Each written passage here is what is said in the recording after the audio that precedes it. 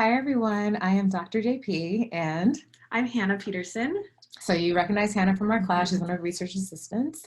And we are here today because we want to walk you through a bit of the self-care action plan. So this past week, Hannah and the other research assistants completed their own self-care action plan. So first, I'd like to ask Hannah, how was the experience for all of you doing the plan? It was really good. It's something that I've never done before, so it's really good to just sit down and really look at my own self-care plan and what I've been doing. I realized that I haven't been doing as much self-care that I personally would like, but it was good to just see that. A couple of my graduate students also thought that they were going to get out what they would put into it. So I think that's really important to recognize for yourself as well. And one of our other research students is an undergraduate student. And so she's looking forward to the self-care plan and how it may change the way she's exposed to stress and within her life and school and everything like that. Great. It was a great experience. Good. So I want to underscore one thing that you said about you get out of this what you put into it. So obviously you can go through this really quickly in 10 minutes, just write something down and be done with it. But when you do the assignment for this week, it's going to be a reflection that's going to ask you really to think deeply about what you are saying that you're going to change, what do you notice about your behavior. So I would recommend that you really do take some time to think critically about this. For some of us, that might look like 30 minutes. For some of us, might look like an hour, but just give this process the time that it deserves in your life, because our hope is that it's going to help you throughout the semester. So the first thing that we want to share with you is just a reminder of the website that you're going to be going to for this. This is going to be linked in your assignment. So the first page you're going to go to is, it says Introduction to Self-Care. And so you want to read through this first just so you get an idea of what we mean by self-care. You will see that this was directed towards graduate students in social work, but I think it has some really important usefulness for students at the undergraduate level and students in different fields. So once you finish reading Introduction to Self-Care, you're going to go to developing your self-care plan. And you will notice that there are several steps here. For the purposes of this week's assignment, we're going to focus on the first 4 steps. So the first step is your lifestyle behaviors. The second is your self-care assessment. The third is your maintenance self-care. That's the crux of your self-care plan. And then the last is the emergency self-care. So many of you had a chance to start the emergency self-care plan in class this week. So you already have one of these at least partially done. Okay, so let's go back and start from the beginning. You should be able to see on the screen now each section of the self-care plan. So this is the lifestyle behaviors. And basically they want you to understand that the way that you live your life can have a big impact on your health and how you handle stress. So there's a list of lifestyle behaviors that affect your stress levels. They want you to check the boxes that apply to you, and assessing how well or how poorly you take care of yourself can help you to manage your stress in the future. So in column 1, they ask, when you are under stress, do you do any of these behaviors? Determine either yes or no for each behavior. On the right-hand side, well, first, before I go on, these are all of the negative self-care behaviors. Now, if you look in column 2, it says, when you are under stress, do you do these things? And these are your positive self-care behaviors. So obviously, some of us might feel a little differently about which are classified as positive versus negative, but this is the classification for the purposes of this assignment. So Hannah, what were your impressions as you were doing this assignment? When I am under stress, I don't partake in a lot of positive self-care behaviors, not because I don't have time or anything. They start to be pushed to the back of my mind, like Right. spending time with my family or my friends. While I know that's really important, especially for me, I kind of feel like I need to get my things done, and that sometimes I lose my relationships for that moment. And then when I become less under stress, then I reach out to them and everything. So how many positive self-care behaviors did you have? I had 5. I had 4, and I teach this class. So when we're stressed, guys, we don't naturally do the things that are best for us always. And I'm hoping that all of us, myself included, will think about the things that we can do a better job of when we are under stress. The whole goal of this assignment is to remind us of how we can improve, okay? So now for the negative stress behaviors, how many did you have? 5 as well. And I had 3. Okay. So no one's perfect over here. And I told you guys before, the way that I'm designing the reflection, you don't even have to upload your answers for me to see. I just want you to reflect on what they were for you. So you can keep this completely private, but I'm going to ask you to make observations about your behaviors. So did you decide on one that you wanted to, like a negative one that you want to stop doing, or a positive one you want to start doing? Yes. Oh, I tend to overeat or undereat when I'm stressed because I just think, okay, well, at least I tend to overeat and I think, oh, well, at least I'm feeding my body. But in reality, I might be feeding myself chips, and that's not really all that good, especially when you eat them in large amounts and Right, stuff while I'm just right, mindlessly working right. on my paper or something. So I would like to make that more of a conscious decision where maybe I just put a few on a plate or something and not eat the whole bag. Nice. I like that. So I also am going to pick a positive self-care behavior that I want to work on this term. I want to work on getting 6 to 8 hours of sleep every night. And so that's my project. All right, let's go on to the next section. So now we have the self-care assessment, and you're going to notice that each section builds on the previous one, okay? So when you do this, we want you to highlight the good things that you're already doing for yourself and whether there's an imbalance in the areas in which you practice self-care. The items in this assessment may give you some ideas for additional things you can do in the future to help prevent stress and burnout and to maintain and enhance your well-being. So make a note of the items that you would like to add or add more of to your self-care practice. And considering this, try to be sure that each domain of self-care is represented. If you think of things that aren't included in this list, you can just add them at the end. So to give you an idea, I have my plan here with me. And as I went through these categories, I felt like something was missing that I wanted to include. So where it said other, I entered in financial, and I talked about financial self-care because for me, having an idea of my budget and my resources, that helps me not to be completely stressed out about money. So that's something that I added. I thought I did pretty good overall for my physical self-care in doing my workshops. A lot of times people will say that's the strongest if they're really into working out, but they may struggle in other areas. Some other people may be stronger in other areas. So this isn't an assessment of where you are for anyone's purposes but your own. I saw some room where I could improve in psychological self-care. And the way that I'm figuring that out is I'm basically looking at where do I have a lot of 3s, where do I have a lot of 2s. So I had a lot of 3s in physical self-care. I had a lot of 2s in psychological self-care. I had a mix of 2s and 3s in emotional. But my 1s told me I might want to, for example, reread some favorite books or review some favorite movies if that would make me feel good. My spiritual self-care had a lot of 3s. That's actually a really important part of my life. I did have my first 0 in that category, and that was for be open to not knowing. So I think that's something I want to work on because I hadn't thought about that. I like certainty. Okay, relationship self-care, I had a lot of 3s. There were some things that don't apply to me. I don't have kids, so anything that doesn't apply to you, feel free to skip. And then for workplace or professional self-care, I actually had 1, which was to make quiet time to complete tasks. So we were actually just talking about that before we started taping this video. I had to turn off my email because I was getting a lot of emails from students as we were trying to think through the video. So making quiet time to complete tasks, I think is something that I want to work on. But other than that, my workplace and professional self-care is pretty strong. My overall balance, I had all 2s. And that's it for me. So you don't have to go into as much detail as I did, but did you have any big takeaways from an area of self-care? Yeah, I as well was really strong with my physical self-care. I like to work out a lot and do that. That's really fun for me. Um, I lacked a lot in my psychological self-care. I don't really take a lot of mini vacations or things like that, which I would like to do more of. Writing in a journal, that's one of my resolutions this year was to like keep like a gratitude journal and write down a couple things that I'm grateful for weekly. And so for me, that was my weakest one. I have a lot of 1s and 2s. Okay. So now that we've done our assessments, we have an idea of what we're good at, what we're strong at. Maybe we might enjoy putting some of those things in our self-care plan, but we can also challenge ourselves and think about some things we want to put in our self-care plan that we would like to do differently.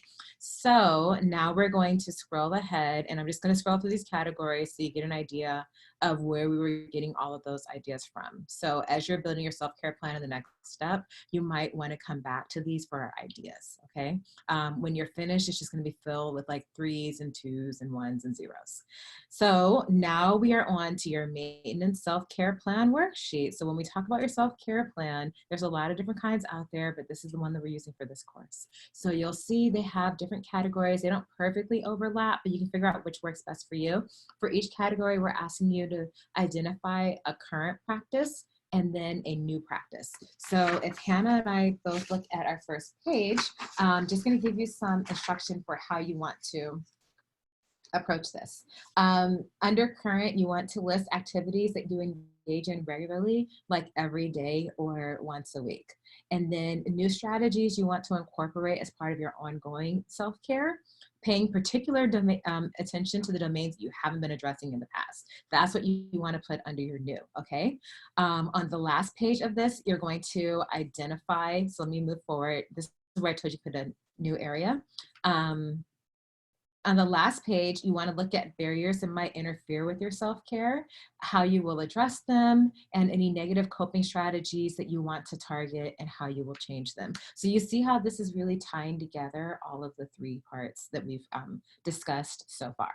So let's go ahead and return back to the top.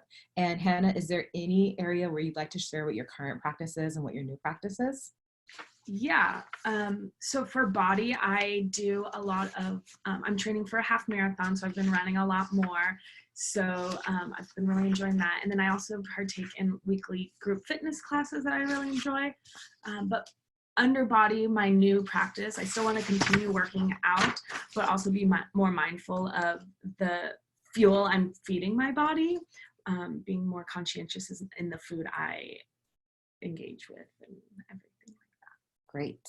Okay, for me, for my, did you do body? Mm-hmm. Okay, I'll switch it up. I'll do spirit. Okay, so I mentioned to you guys earlier, the spiritual is very important to me. So I have prayer, reading, inspirational literature, singing. I'm part of a church community. I love spending time in nature. So the one thing that I want to do as a new practice, I really want to do more hikes. I was just showing these guys a really crazy hike I did in Crystal Cove recently that it was fun. So I want to do more hikes because I really enjoy connecting with nature. So now as we go to the next page, is there anything there that you want to share? This was actually really interesting. This part of the paper was interesting for me. I'm not sure that I have good, solid current practices for both my work and relationships. One of the things for my relationships that I wanted to try out for my new practice would be setting boundaries, because I have a really hard time saying no, and I need to understand that saying no is okay sometimes. So that's one of my new current practices. And then for work would just be scheduling time to be more conscientious of when I'm working and put my phone away and get the work done in the best amount of time I can. Awesome. Okay, so I'm going to share one of the categories I decided to write in. I told you earlier that financial was one I wanted to add. So my current practice, I use a software called You Need a Budget. It's referred to as YNAB, and that's actually free for college students. So you might want to check that out. It's a great way to manage your budget. So every single week, I try to open up my YNAB and go through my accounts and make sure that I'm allocating enough money for the things I need to do. And I want to make sure I stay on top of doing that once a week. That's been a current practice, reconciling my accounts every so often. My new practices, I need to sit down and re-strategize and just make sure that I am spending the right amount in the right categories. Do I need to decrease my spending in an area? Do I need to increase in a certain area in service of my overall goals? So that's, for me, an element of self-care that was not covered in the plan. So you can completely decide whatever you want for your other categories. Okay. Moving right along. Now we have our barriers and how we will address them and our coping strategies. So would you like to share a barrier or a coping strategy? I'll share a coping strategy. Okay, cool. So I'm going to go first because I really honestly have to work on this right now. One of the barriers to maintaining my self-care practice is my inflow of work. I have a lot going on right now with trying to launch a study and teach my classes. So it's not unheard of for me to have meetings all day and then come home and work like another full day in the evening. So I really need to stop that. And one way that I need to do that is to eliminate distractions. So I'm actually going on a social media break right now. Right now we're saying 1 week, might be 1 month. I need to renegotiate how I engage with social media.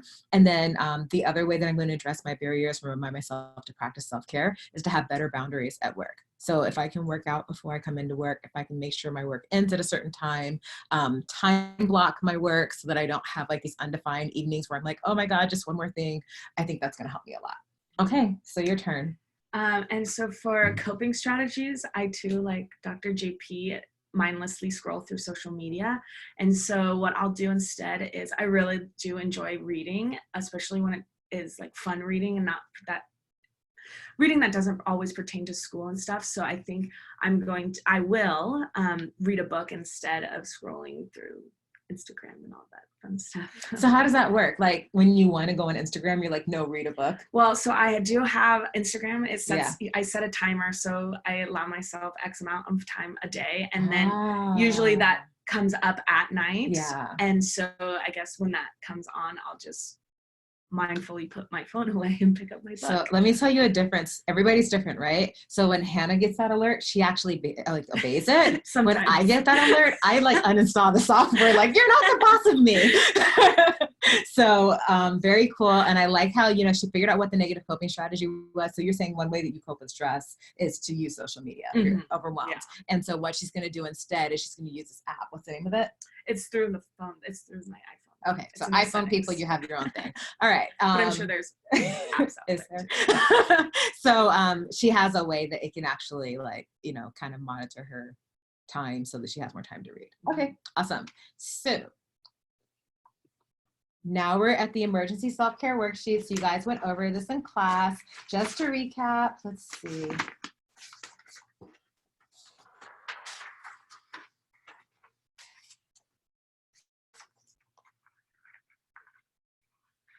One thing that I'd like to cover right before we do this, as you guys are going through the previous plan, I really want you to think about not just the activities that you're going to do. Make sure you really give serious thought to those barriers or obstacles. Try to anticipate what you think your barrier is going to be. Think of at least 3 or 4. I know that might take some time, but we're really trying to make this as helpful as possible for you. Think about how you can address them and how you can remind yourself to follow your plan. It's really easy for us to get back into the rhythm of life and ignore. So we have to think carefully about how I'm going to remind myself to do this throughout the semester. And then you're going to write these solutions on that page that we just showed. So if you've chosen to limit or eliminate one of your negative coping strategies from earlier in the assessment, make sure you note that in the bottom section as well. Just want to give more clarity. Okay, so for the emergency self-care plan, up until now, we've been talking about the things that you should do regularly to reduce your stress and maintain or enhance your well-being. But now we're thinking about when you're under extremely trying circumstances. We also want to think about self-care during those times. So we're developing a framework that is going to help you before you're faced with a crisis or feel overwhelmed.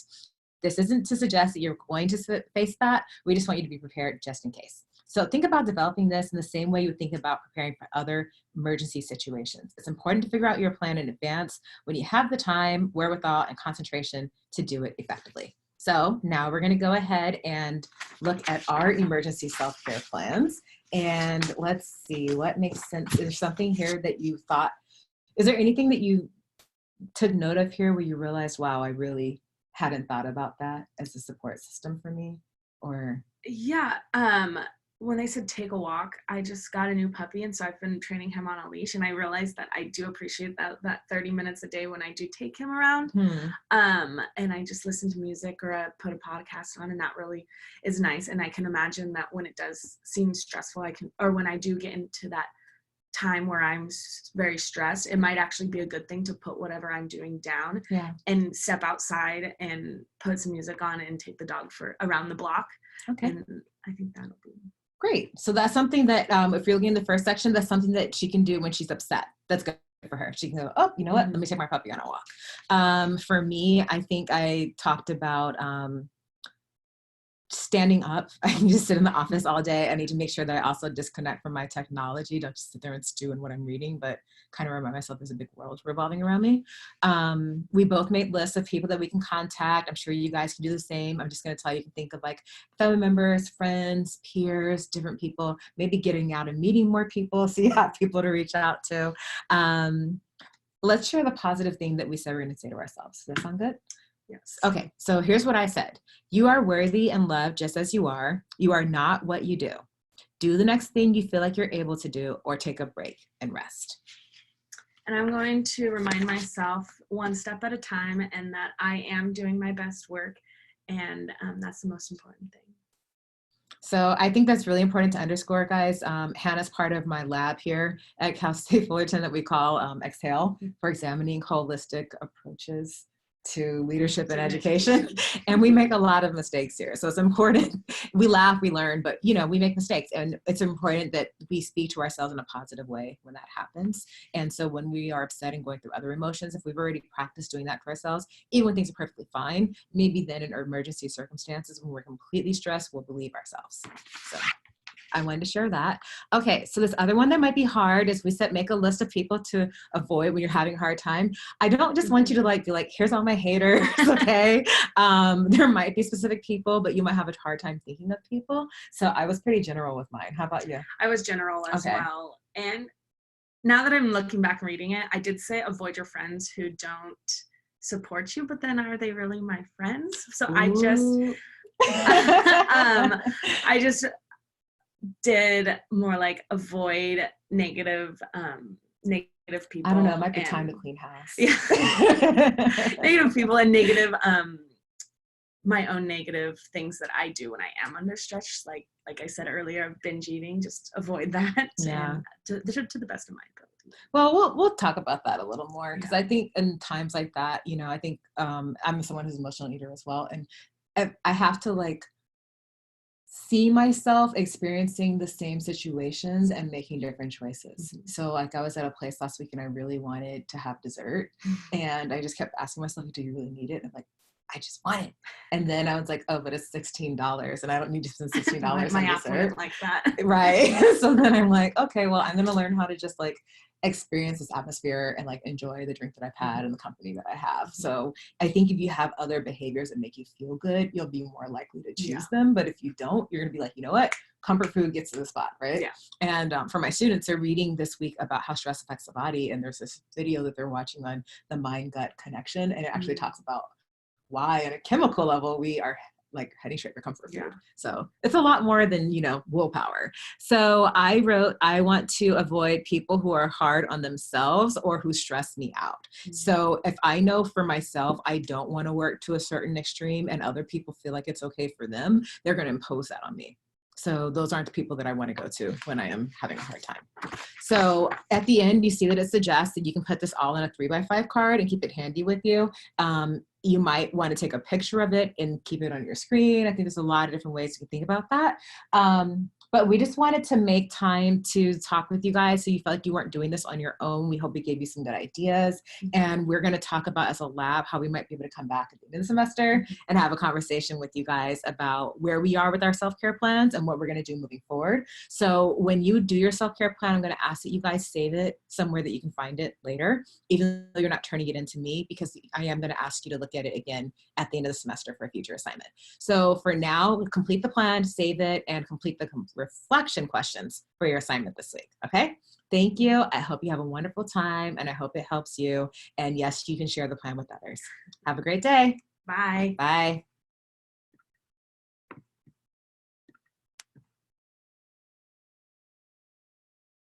Does it say it?